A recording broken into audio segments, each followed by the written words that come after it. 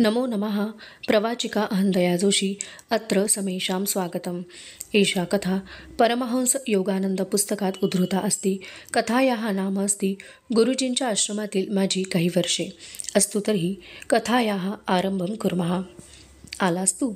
श्री युक्तेश्वरांनी माझे स्वागत केले। ते वरच्या मजल्यावर असलेल्या आपल्या खोलीच्या सज्जात व्याघ्रांबरावर बसले होते। त्यांचा आवाज थंड होता व वागण्यामध्ये भावनांचा विकार नव्हता। होय गुरुजी, मी तुमचा शिष्य व्हायला आलो आहे। गुडघे टेकून मी त्यांच्या पायांना स्पर्श केला। असे कसे होईल? तू काही माझ्या इच्छेला मान देत नाहीस। गुरुजी, आता यापुढे तसे होणार नाही। आपली इच्छा मला सर्वथैव शिरसा वंद्य होईल। हे ठीक आहे। आता मला तुझ्या आयुष्याची सगळी जबाबदारी पत्करता येईल। गुरुजी, हे ओझे मी स्वखुशीने आपल्याकडे सोपवितो। तर आता माझी पहिली आज्ञा अशी की तू आपल्या घरी परत जावेस। तू कलकत्त्याला जाऊन कॉलेजमध्ये नाव घालावेस असे मला वाटते। तुझे शिक्षण पुढे चालू राहिले पाहिजे। ठीक आहे गुरुजी, माझी भीती मी दाबून ठेवली। ही पुस्तकांची ब्याद माझ्या पाठीमागे आज इतके वर्षे लागली आहे। प्रथम वडील व आता श्री युक्तेश्वर। कधी काळी तुला युरोप अमेरिकेत जावे लागेल। तिथले लोक भारताचे प्राचीन तत्त्वज्ञान अधिक सुहृदयतेने ऐकतील आणि मग ते समजावून देणारा परका उपदेशक जर विश्वविद्यालयाचा पदवीधर असेल तर फारच चांगले। श्रेयस्कर काय आहे हे आपण उत्तम जाणता गुरुजी। माझे औदासिन्य गेले। युरोप अमेरिकेचा उल्लेख हा मला बुचकळ्यात टाकणारा होता व दूरगामी असा वाटत होता। पण गुरुजींची आज्ञा पाळून त्यांना प्रसन्न करण्याची संधी मला अगत्याची वाटत होती। पण तू येथे जवळच कलकत्त्याला असणार। तुला वेळ होईल तेव्हा येत जा। शक्य झाले तर रोज येत जाईन गुरुजी। माझ्या आयुष्यातील प्रत्येक लहान सहान बाबतीत मी आपली हुकमत कृतज्ञपणे मानत जाईन। पण एका अटीवर। कोणती ती? आपण मला परमेश्वराचे दर्शन घडवून द्याल असे वचन द्या। नंतर मग एक तासभर शब्दांची रस्सीखेच चालू होती। गुरुजींचा शब्द हा कधीही खोटा ठरणारा नसतो, पण तो विचार न करता दिलाही जात नाही। ह्या वचनाच्या पूर्तीने अफाट आध्यात्मिक विश्व खुले करून दिले जाणार होते। गुरुजी, परमेश्वराबरोबर एवढी घनिष्ठ सलगी पाहिजे तरच तो त्याला व्यक्त स्वरूपात प्रगट व्हावयाला सांगणार। मला श्री युक्तेश्वरांच्या तादात्म्याची कल्पना होती आणि म्हणून त्यांचा शिष्य या नात्याने मी त्यांचा फायदा घेण्याचे ठरवले। तुझा फार आग्रही स्वभाव आहे असे म्हणून गुरुजींनी दयावंत होऊन माझा हट्ट पुरवायचे कबूल केले। बरे, तुझी जी इच्छा तीच माझी इच्छा। माझ्या हृदयावरची जिंदगीभरची छाया दूर केली गेली। इकडे तिकडे पलीकडे अज्ञाताचा शोध घेण्याचे काम संपले। मला आता एका खऱ्या गुरुमध्ये कायमचा आधार सापडला। चल, मी तुला आश्रम दाखवितो असे म्हणून गुरुजी आपल्या व्याघ्रांबराच्या आसनावरून उठले। समोरच एका भिंतीवर टांगलेल्या एका तसबिरीकडे माझी दृष्टी गेली। त्या तसबिरीला फुलांचा मधून पाने असलेला हार घातलेला होता। लाहिरी महाशय? तसबीर पाहिल्याबरोबर मी आश्चर्याने उद्गारलो। होय, तेच माझे दिव्य गुरु। श्री युक्तेश्वरांचा आवाज आदराने कंप पावत होता। मी आयुष्यभर फार शोध केला, पुष्कळ गुरु पाहिले, पण मनुष्य व योगी अशा दोन्ही दृष्टींनी श्रेष्ठ गुरु असे हेच। त्या ओळखीच्या तसबिरीपुढे मी मनातल्या मनात नमस्कार केला। ज्या अद्वितीय गुरुने मला लहानपणापासून आशीर्वाद देऊन पावलोपावली मार्गदर्शन केले आणि आजच्या स्थितीला आणून पोहोचवले, त्यांना माझे आत्मवंदन पोहोचले। गुरूंच्या बरोबर मी आश्रमात व सभोवारच्या पटांगणात हिंडलो। आश्रम जुना व मजबूत बांधणीचा होता आणि त्याच्या मध्यभागी एक मोठे आवार असून आश्रमात जागोजागी मोठे खांब होते। बाहेरील भिंतीवर शेवाळ माजलेले होते। आश्रमाचे छत सपाट व करड्या रंगाचे असून त्यावर कबुतरे फडफडत होती व काही एक संकोच न करता आश्रमातील जागेचा उपयोग करीत होती। पाठीमागे एक बाग होती। त्यामध्ये फणस, आंबा व केळी यांची झाडे असल्यामुळे बाग मोठी रमणीय झाली होती। आश्रमातील मुख्य इमारत दुमजली असून वरच्या दालनांच्या सज्जांना नक्षीदार कठडे होते व तेथून 3 बाजूंचे आवार दिसत होते। तळमजल्यावर एक मोठा प्रशस्त दिवाणखाना असून त्याच्या उंच छताला खांबांनी आधार दिला होता। गुरुजी म्हणाले की तो दिवाणखाना बहुतेक दुर्गापूजेच्या वार्षिक उत्सवाला वापरला जातो। कडेच्या अरुंद जिन्याने श्री युक्तेश्वरांच्या बैठकीच्या खोलीला जाण्याचा रस्ता होता। त्या खोलीचा सज्जा रस्त्याला लागून होता। आश्रमातील सामान साधेसुधे होते। प्रत्येक गोष्ट साधी, स्वच्छ व उपयोगाची होती। तसेच तेथे काही पाश्चिमात्य पद्धतीच्या खुर्च्या, बाके व टेबले मांडून ठेवलेली होती. गुरुजींनी मला रात्री तेथेच राहण्यास सांगितले. संध्याकाळचे जेवण म्हणजे साधा आमटी भात, ते वाढण्याचे काम त्यांचे 2 शिष्य करीत होते. ते शिष्य तेथे शिक्षणाकरिता राहिले होते. गुरुजी, आपल्या पूर्वायुष्याबद्दल मला काही सांगता का? त्यांच्या व्याघ्रांबराच्या शेजारीच मी चटईवर बसलो होतो. सज्जाच्या पलीकडे चांदणे अगदी जवळच असल्यासारखे स्नेहपूर्ण असे वाटत होते. माझे मूळचे नाव प्रियनाथ करार. माझा जन्म येथे सेरामपूरला झाला. माझे वडील श्रीमंत व्यापारी होते. हा माझा वडिलोपार्जित वाडा वडिलांनी माझ्यासाठी ठेवून दिला. त्याचाच आता आश्रम केला आहे. माझे शाळेतील शिक्षण यथातथाच. ते मला अगदी मंदगतीचे व वरवरचे वाटले. अगदी तरुणपणीच संसाराची जबाबदारी माझ्यावर येऊन पडली. मला एक मुलगी आहे. लग्न झालेले आहे तिचे. माझ्या आयुष्याच्या मध्यभागात मला लाहिरी महाशयांच्या मार्गदर्शनाचा लाभ घडून आला. कुटुंब निवर्तल्यावर मी संन्यास घेतला आणि श्री युक्तेश्वरगिरी हे संन्यास धर्माचे नाव धारण केले. असा हा माझा थोडक्यात साधा इतिहास आहे. माझ्या उत्सुक चेहऱ्याकडे पाहून गुरुजींनी जरा स्मित केले. साधारण चरित्र वृत्तांतांच्या रूपरेषेप्रमाणेच त्यांच्या शब्दांनी सुद्धा त्यांच्या अंतरंगाचा काही एक ठाव न देता वरवर दिसून आलेल्या घटनेंचे वर्णन केले. गुरुजी, आपल्या लहानपणीच्या काही गोष्टी सांगता का? काही थोड्या सांगतो. प्रत्येकीच्या शेवटी एक उपदेशपर तात्पर्य आहे. अशा तऱ्हेची ताकीद देताना श्री युक्तेश्वरांचे डोळे चमकले. एकदा माझ्या आईने अंधार कोठडीतील एका भूताची भयंकर गोष्ट सांगून मला भिववून टाकण्याचा प्रयत्न केला. मी त्या भूताच्या कोठडीत ताबडतोब गेलो, पण तेथे मला भूत काही आढळले नाही. माझी निराशा झाल्याचे मी सांगितले. नंतर पुनः काही आईने अशी भूताची भयंकर गोष्ट सांगितली नाही. तात्पर्य, भीतीशी उघड सामना करा, म्हणजे ती तुम्हाला कधी भिववून टाकणार नाही. दुसरी अशीच लहानपणची जुनी आठवण म्हणजे एका कुरूप कुत्र्याची. हा कुत्रा आमच्या शेजाऱ्याचा होता आणि मला तो हवा होता.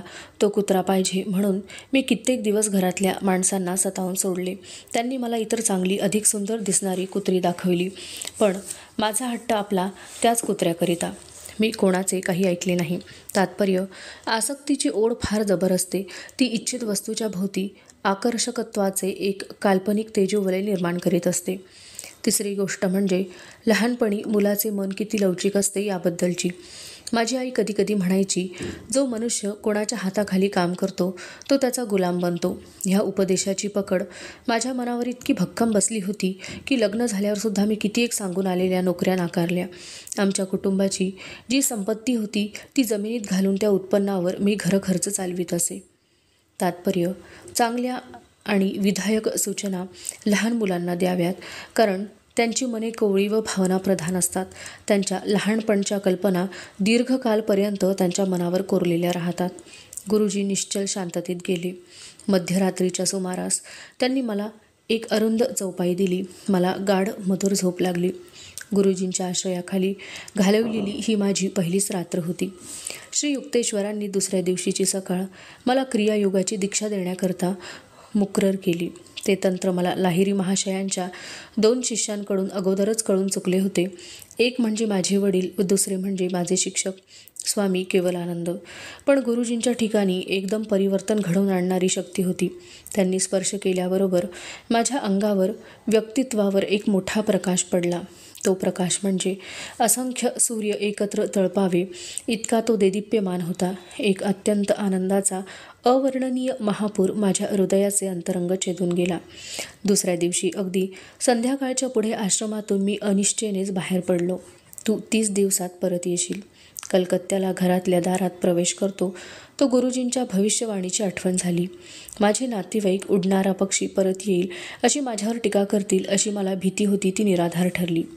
मी जिना चढून गेलो व जिवंत माणसाकडे पाहावे त्याप्रमाणे माझ्या पोटमाळ्यावरील लहानशा खोलीकडे पाहिले. तू मला चिंतन करताना अनेक वेळा पाहिलेले आहेस. माझे अश्रू, साधनेमधील वादळी ही सर्व पाहिली आहेस. आता मी दैवी गुरुरूपी बंदराला जाऊन पोहोचलो आहे. बेटा, मला आनंद होतोय आपण दोघांकरताही. संध्याकाळच्या वेळी शांतपणे वडील आणि मी एकत्र बसलो होतो. ज्या चमत्कारिक रीतीने मला माझे गुरु भेटले त्याच रीतीने तू पण तुझ्या गुरूंना शोधून काढले आहेस. लाहिरी महाशयांचा पवित्र हात आपले रक्षण करीत आहे. तुझे गुरु म्हणजे दुर्गम हिमालयातील महात्मे नसून ते जवळचेच आहेत. माझी प्रार्थना परमेश्वराने ऐकली.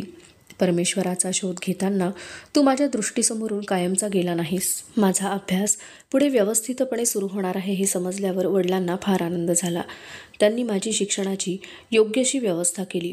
दुसऱ्याच दिवशी कलकत्त्यामधील जवळच्या स्कॉटिश चर्च कॉलेजमध्ये मी नाव घातले. पुढे काही महिने आनंदात गेले. कॉलेजच्या वर्गात मी क्वचितच दिसत असेन असे वाचकांनी स्पष्ट अनुमान केले असेलच. श्रीरामपूरच्या आश्रमाचा मोह टाळण्यासारखा नव्हता. मी नेहमी आश्रमात जाई, पण गुरुजी कॉलेज सोडून का आलास म्हणून बोलत नसत. ते वर्गातील अभ्यासाची क्वचितच चौकशी करीत ह्याचे मला समाधान वाटे.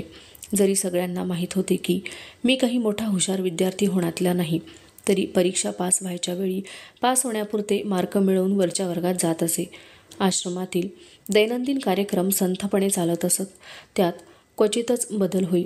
गुरुजी पहाटेपूर्वी उठत पडल्याच किंवा अंथरुणावरच बसल्या ते समाधी लावीत. गुरुजी जागे केव्हा झाले आहेत हे समजणे फार सोपे होते. मोठमोठाने घोरणे एकदम थांबत असे. 1 किंवा 2 जांभया किंवा क्वचित आळुखी पिळूक येते देत. नंतर मग श्वासोच्छ्वास विरहित अशा निस्तब्ध अवस्थेत ते जात. ते नंतर योग साधनेच्या आनंदात बुडून जात. उठल्याबरोबर निहारी नसे. दैनिक कार्यक्रमाची सुरुवात गंगेच्या किनाऱ्यावरून एक लांबलचक फेरफटका करण्याने होत असे. गुरुजींच्या बरोबर ते सकाळची फिरायला जाणे म्हणजे ते आतासुद्धा अगदी खरेखुरे व प्रत्यक्ष वाटत आहे. त्यांच्या आठवणी अगदी सहज निघतात. त्या आठवणी मनात आल्या म्हणजे किती बरे वाटते. त्यांचा तो सहवास. सूर्य नुकताच उगवलेला आहे. नदीवर त्याचे कोवळे किरण पसरत आहेत. त्या कोवळ्या उन्हाने पाण्याला थोडी थोडी ऊब येत आहे. त्यात त्यांचा आवाज सिंहगर्जनेप्रमाणे बाहेर पडायचा. त्यांच्या आवाजात ज्ञानाच्या बिनचूकपणाचे अधिकारवाणीचे वैभव असायचे. नंतर स्नान व मग दुपारचे भोजन. ते आश्रमातील शिष्य त्यांच्या रोजच्या सूचनांप्रमाणे काळजीपूर्वक तयार करीत. आमचे गुरु शाकाहारी होते. संन्यास घेण्यापूर्वी कधी काळी त्यांनी अंडी व मासे खाल्ले असतील.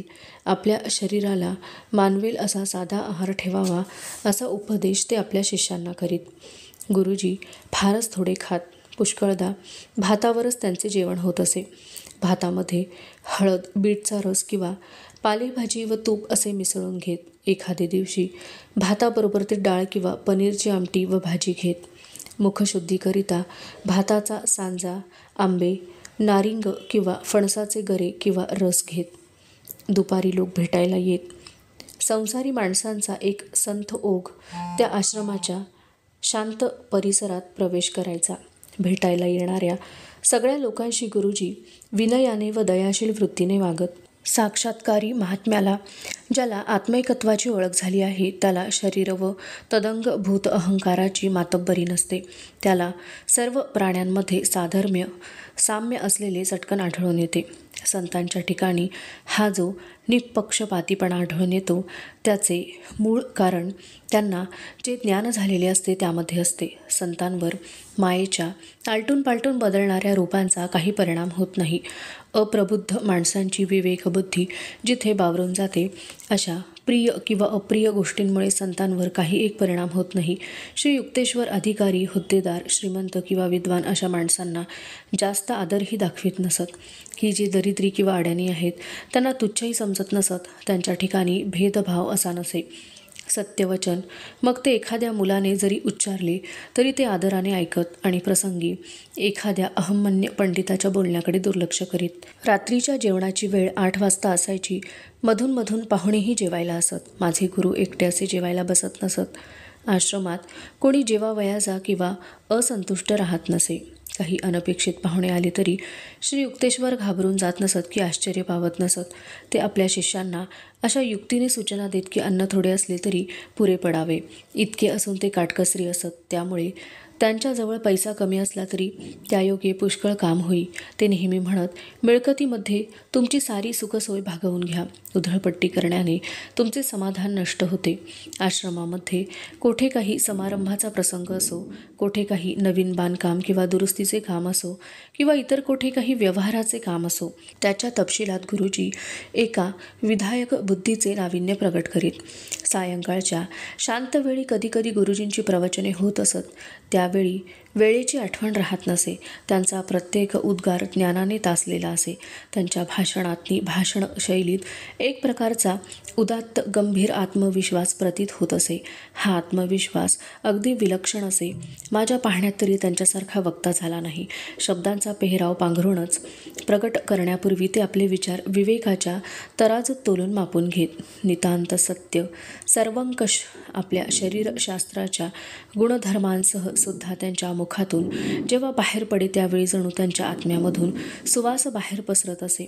मला नेहमी असे वाटे की प्रत्यक्ष परमेश्वराच्या जिवंत व्यक्त स्वरूपाच्या सान्निध्यात वावरत आहे. त्यांच्या दिव्यत्वाच्या वजनाने माझे मस्तक आपोआप त्यांच्यापुढे नमले जात असे. श्री युक्तेश्वरांना समाधी लागू लागली आहे असे पाहुण्यांच्या नजरेला आल्याचे जर त्यांच्या ध्यानात आले तर ते त्यांना चटकन संभाषणात गुंतवून टाकीत. मुद्दाम असा आविर्भाव ते आणू शकत की अंतर्मुख झाल्याच्या अवस्थेचे आवर्जून प्रदर्शन करीत नसत.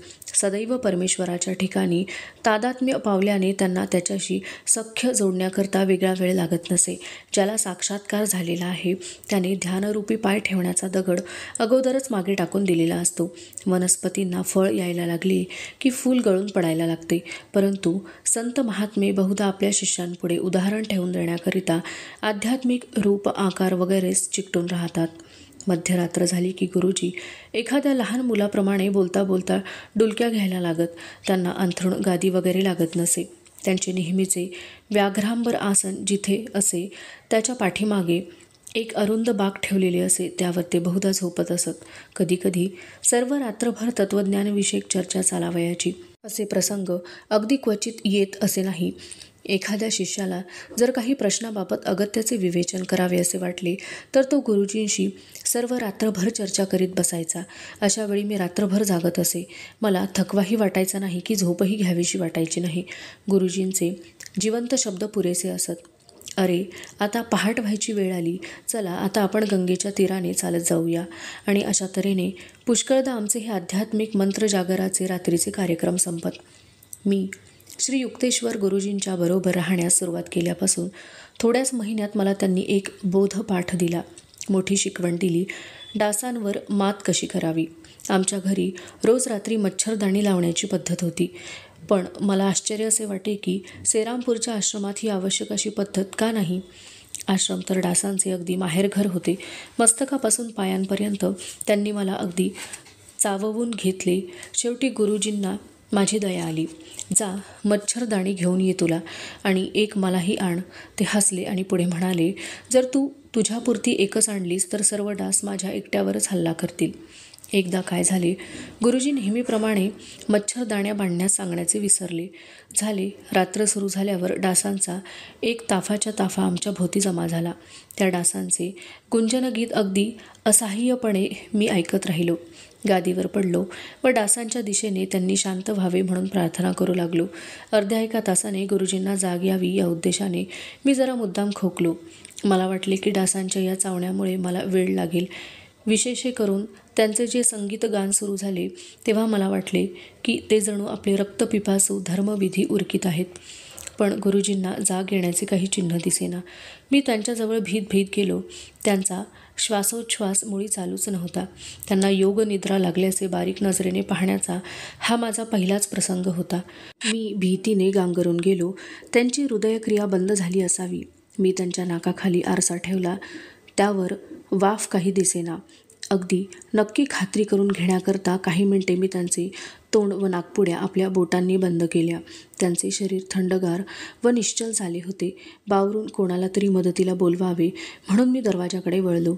अच्छा, होत करू प्रयोग करता. माझे बिचारे नाक. गुरुजींचा आवाज ऐकू आला. हसण्यामुळे तो थरथरत होता. तू झोप का घेत नाहीस? हे सारे जग तुझ्याकरता बदलणार आहे काय? तू आपल्या स्वतःत बदल करून घे.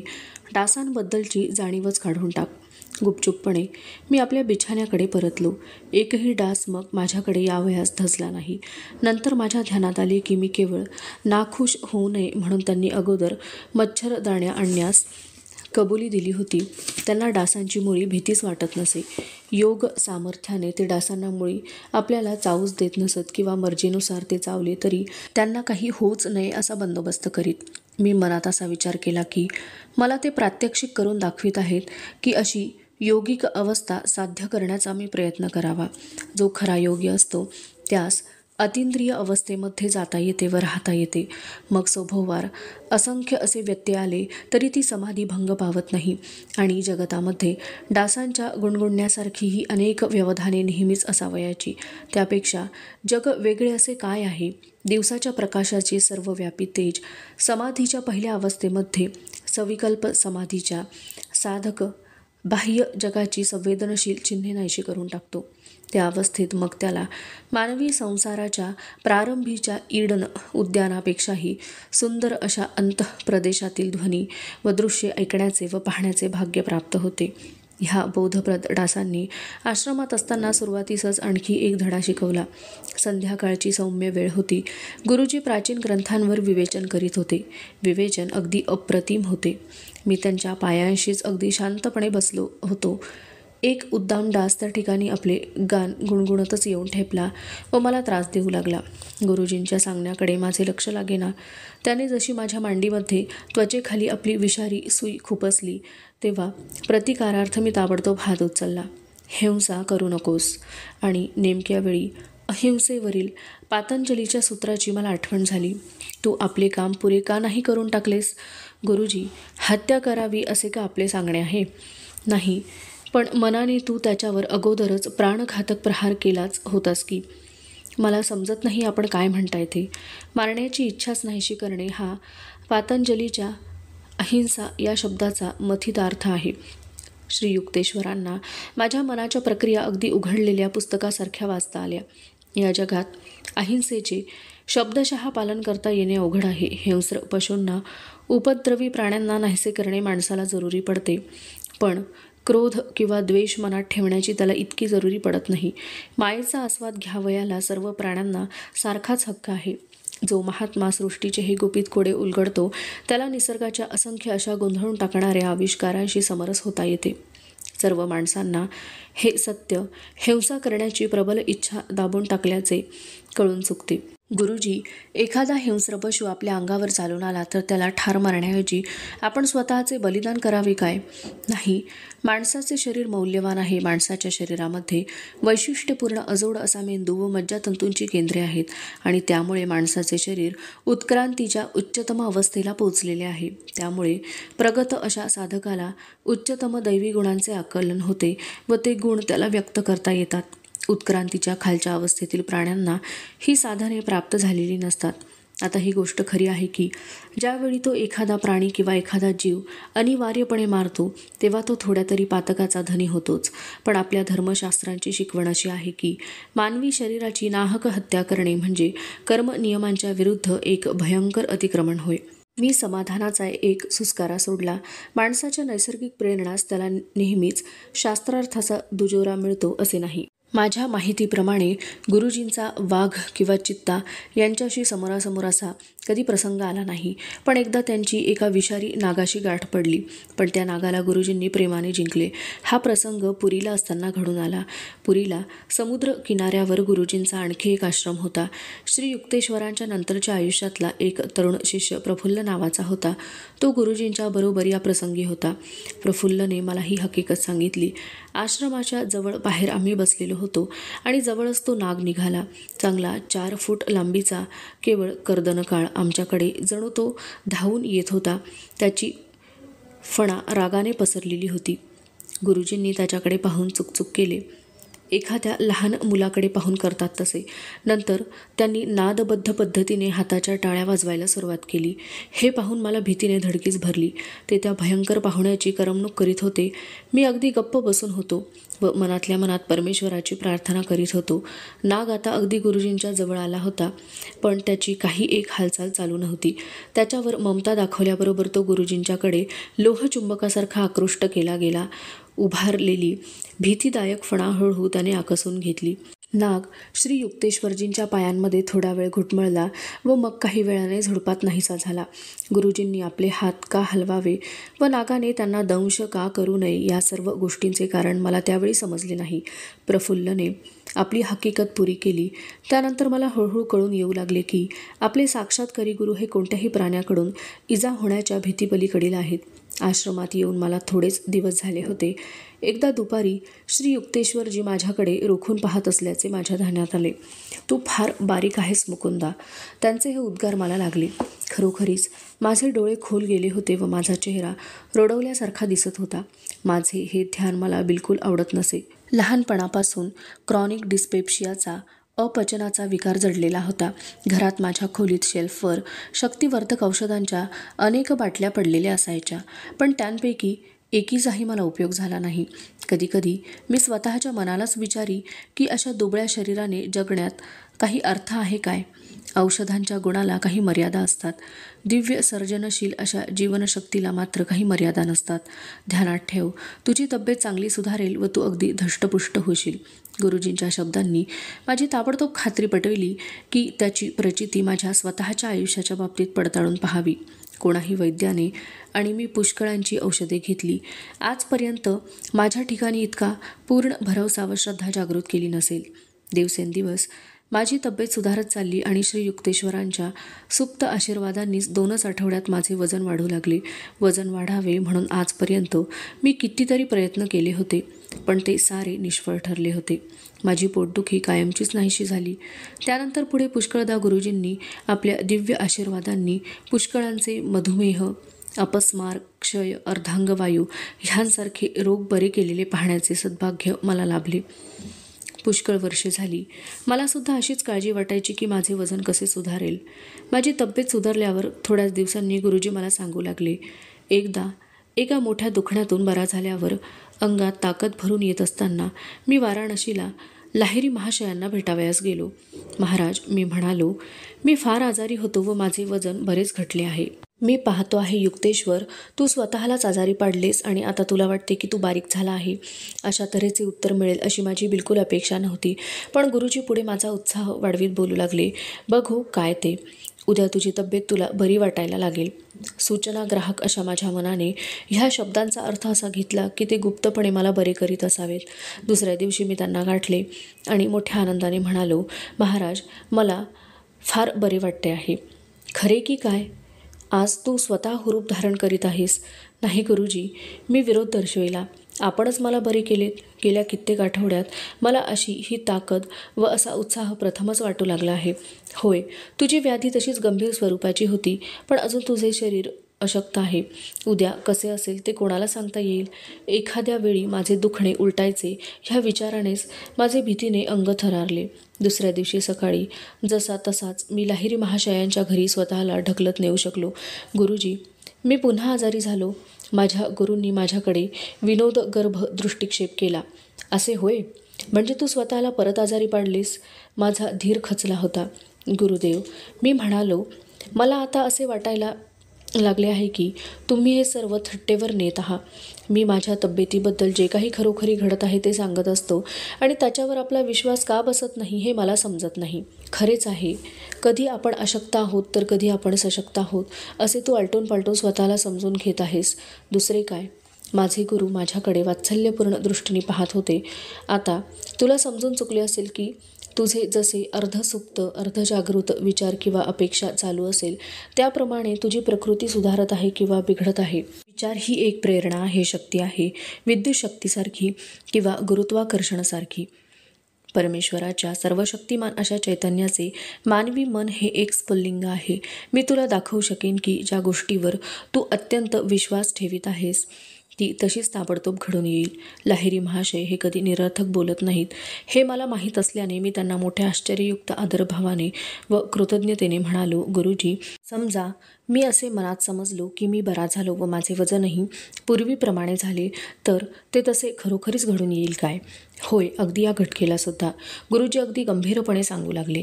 त्यांची नजर माझ्या डोळ्यांवर स्थिर झालेली होती आणि त्या क्षणीच माझ्या ताकदीतच नव्हे तर वजनात सुद्धा वाढ झाल्याचे मला वाटू लागले. लाहिरी महाशयांनी नंतर मौन धारण केले. त्यांच्या पायांशी मी काही तास बसलो व नंतर आईच्या घरी गेलो. वाराणसीत असताना मी तेथेच राहत असे. बेटा, काय झाले तुला? जलोदर झालाय की काय तुला? एवढा फुगत चालला आहेस तो. आईचा तिच्या स्वतःच्या डोळ्यांवर विश्वास बसेना. आजारपणापूर्वी जशी होती तशीच माझी प्रकृती सुदृढ व सशक्त झाली होती. मी वजन करून पाहिले आणि मला असे आढळून आले की माझे वजन एका दिवसात 50 पाऊंडांनी वाढलेले आहे आणि ही वाढ कायमची टिकली. ज्यांनी माझे हडकुळे शरीर पाहिले होते अशा मित्रांना व ओळखीच्या लोकांना फार आश्चर्य वाटले.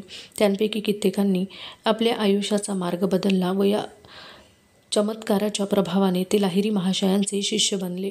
माझे गुरु परमेश्वराच्या ठिकाणी सदैव जागृत असल्याने त्यांच्या दृष्टीने हे जग म्हणजे विधात्याच्या स्वप्नाचे स्थूलीकरण होय. त्या पलीकडे दुसरे काही नाही हे ते जाणून होते.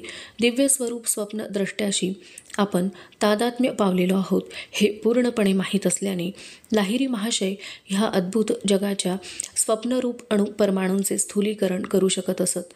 त्यांचा स्थूल भाव नष्ट करू शकत किंवा त्यांच्यामध्ये आपल्या इच्छेनुसार वाटेल तो बदल घडवून आणू शकत असत. ह्या सृष्टीचे सर्व व्यापार नियमानुसार चालतात. श्री युक्तेश्वरांनी आपले भाषण संपविले. बाह्य विश्वामध्ये ज्या तत्वांनुसार अंमल चालतो व जी तत्वे शास्त्रज्ञांना शोधून काढता येतात अशा तत्वांना निसर्ग नियम म्हणतात. पण ह्या निसर्ग नियमांहूनही काही सूक्ष्मतर असे नियम असतात की ज्यांचा अंमल अवगुंठित आध्यात्मिक स्तरांवर आणि जाणीवेच्या अंतस्थ क्षेत्रांवर चालत असतो. हे नियम योगशास्त्राच्या अभ्यासाने समजू शकतात. म्हणजे जड सृष्टीच्या खऱ्या स्वरूपाचे आकलन हे वैज्ञानिकांना होत नसून साक्षात्कारी सिद्ध पुरुषांना होऊ शकते. ज्ञानाचे असे आकलन झालेले असल्यामुळे येशू ख्रिस्त एका शिष्याने कापून टाकलेला एका सेवकाचा कान पुन्हा बरोबर बसवून टाकू शकला.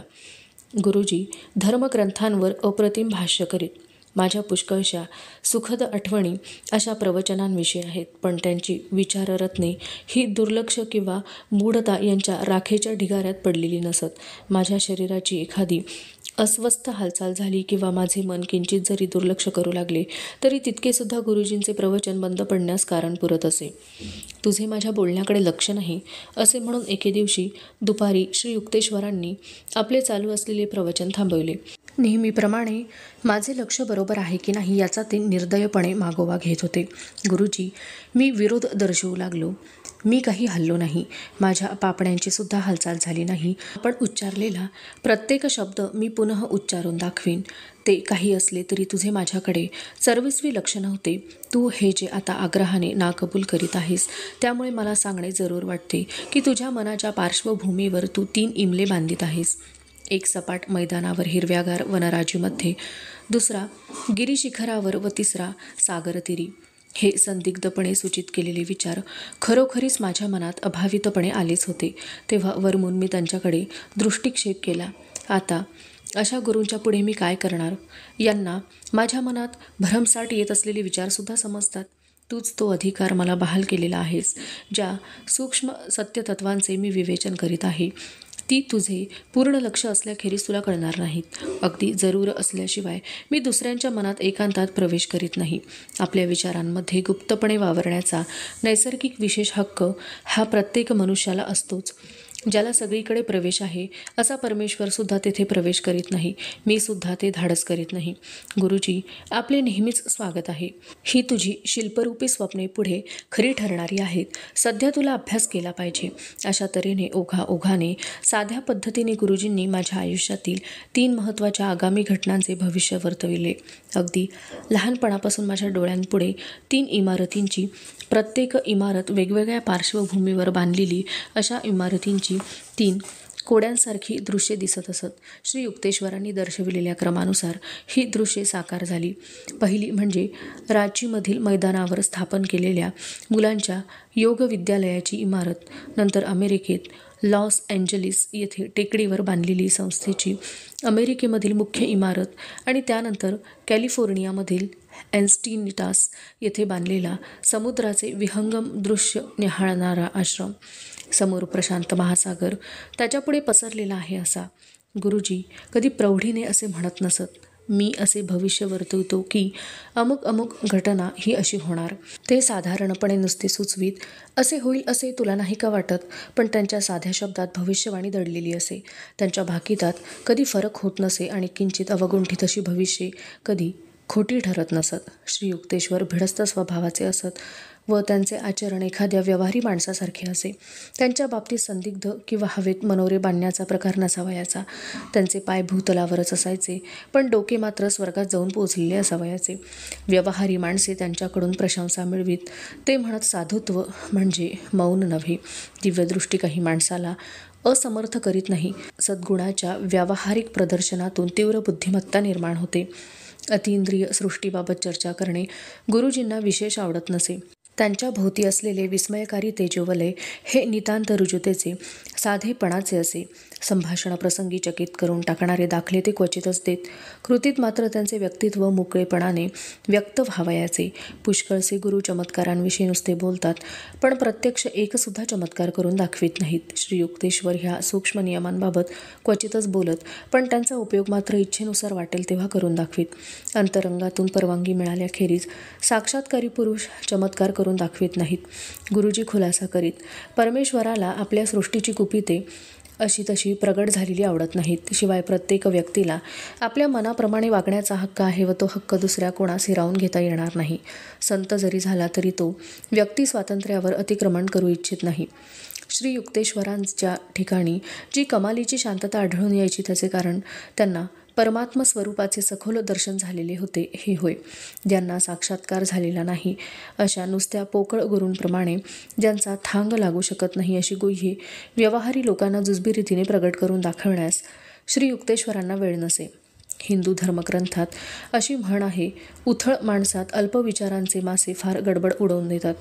सागरासारखे ज्यांचे मन विशाल आहे त्यांच्यामध्ये अंतस्फूर्तींचे देव मासे किंचित सुद्धा हालचाल करीत नाहीत.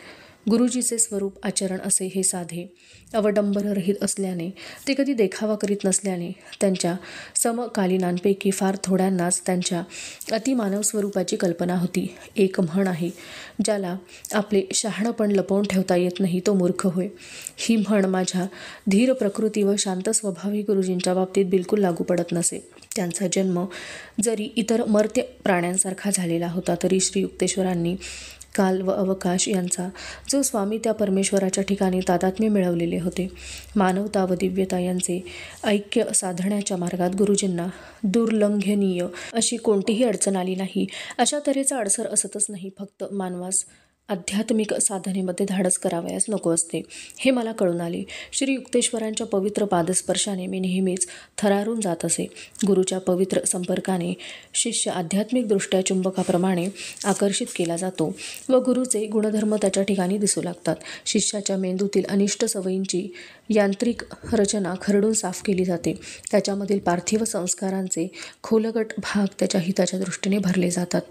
थोडा वेळ तरी का होईना त्याला आपल्यावरचे मायेचे आवरण उचलले गेल्यासारखे वाटते आणि खऱ्या दिव्य आनंदाचे ओझरते दर्शन होते.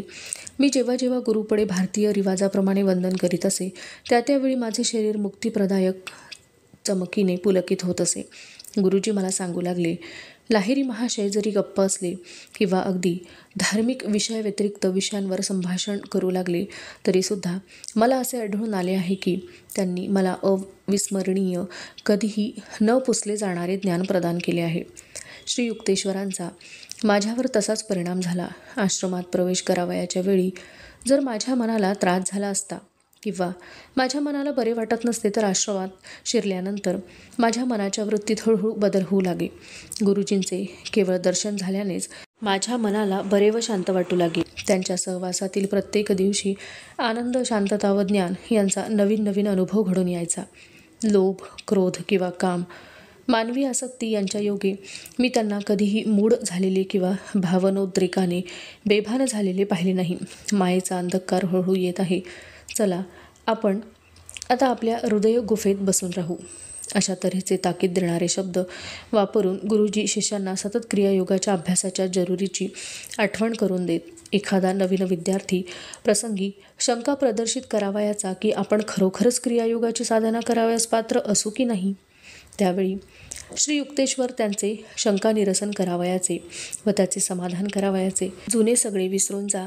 सर्व माणसांची आतापर्यंत खलास झालेली आयुष्ये ही अनेक लज्जास्पद गोष्टींमुळे अंधकारमय झालेली आहेत. मनुष्याला ईश्वराची ओळख जोपर्यंत झाली नाही तोपर्यंत त्याच्या वागणुकीवर विश्वास ठेवता येत नाही. आतापासूनच जर तू आध्यात्मिकदृष्ट्या उद्योगाला लागलास तर आयुष्यातल्या पुढील सर्व गोष्टी इतउत्तर सुधारतील. गुरुजींजवळ आश्रमात नेहमी बरेचसे तरुण शिष्य चेले असत. त्यांच्या बौद्धिक व आध्यात्मिक शिक्षणामध्ये त्यांचे आयुष्यभर लक्ष असायचे. त्यांच्या समाधीच्या थोडे दिवस अगोदर त्यांनी 6 वर्षांची 2 मुले व 16 वर्षांचा 1 मुलगा यांना शिक्षणाकरता आश्रमात ठेवून घेतले होते. त्यांनी ज्या विद्यार्थ्यांना आपल्याजवळ ठेवून घेतले होते त्यांना त्यांनी फार दक्षतेने तयार केले. शिष्य आणि शिस्त हे दोन्ही शब्द व्युत्पत्तीशास्त्राच्या दृष्टीने तसेच व्यवहाराच्या दृष्टीने एकमेकांशी संबंधित आहेत. आश्रमवासी गुरूंवर प्रेम करीत असत व त्यांना मानित असत. हातांनी बारीक टाळी वाजवल्यावर शिष्य त्यांच्याजवळ उत्सुकतेने येत, पण ते जेव्हा स्तब्ध व अंतर्मुख असत तेव्हा त्यांच्याशी बोलावयाचे कोणास धाडस होत नसे. ते जेव्हा खुशीत येऊन हास्य करीत तेव्हा मुले त्यांना आपल्यातलेच एक समजत असत. श्री युक्तेश्वर क्वचितच दुसऱ्यांना आपली शारीरिक सेवा करावयास सांगत किंवा चेल्याकडून ते कोणत्याही तऱ्हेची मदत त्याने आपण होऊन दिल्याशिवाय घेत नसत. कपडे धुण्याचे खास काम जर शिष्य विसरले तर गुरुजी ते स्वतः करीत. त्यांच्या अंगावरील नेहमीचे वस्त्र म्हणजे संन्याशाचे पूर्वापार चालत आलेले भगव्या रंगाचे वस्त्र होय. घरातल्या घरात ते बंद नसलेले पादत्राण वापरीत. ते पादत्राण योग्यांच्या पद्धतीप्रमाणे वाघाच्या किंवा हरणाच्या कातड्याचे केलेले असे. युक्तेश्वर इंग्लिश, फ्रेंच, बंगाली व हिंदी अस्खलितपणे बोलत. त्यांचे संस्कृतही बरे असे. इंग्लिश व संस्कृत शिकविण्याबाबत त्यांनी स्वतः विद्यार्थ्यांना त्या भाषा लवकर समजाव्यात म्हणून काही युक्त्या आपल्या कल्पकतेने शोधून काढल्या होत्या व त्यांचा ते संथपणे शिकवण्याच्या कामी अवलंब करीत. ईशा कथा तु बहुदीर्घा अस्ति अतः मध्ये एव विरमामः. अस्याः कथायाः अर्धभागं श्वः द्रक्ष्यामः. अस्तु तर्हि श्वः पुनर्मिलामः. तावन् मङ्गलं भूयात्. नमो नमः. धन्यवादः.